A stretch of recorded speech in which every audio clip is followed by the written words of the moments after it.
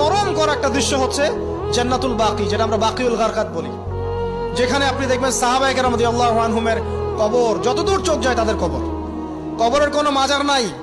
সবাই, এটা হলো কোরআনের পাহাড়। এই পাহাড়ের উঁচু চূড়ায় আল্লাহ রাসূল সাল্লাল্লাহু আলাইহি সাল্লামের জন্য মা খাদিজাতুল কুবরা রাদিয়াল্লাহু তাআলা প্রতিদিন খাবার নিয়ে আসতেন।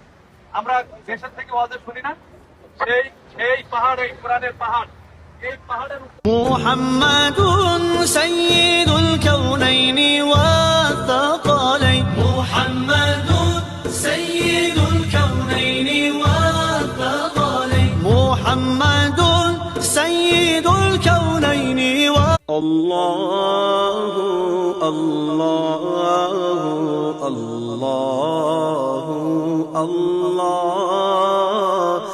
আল্লাহু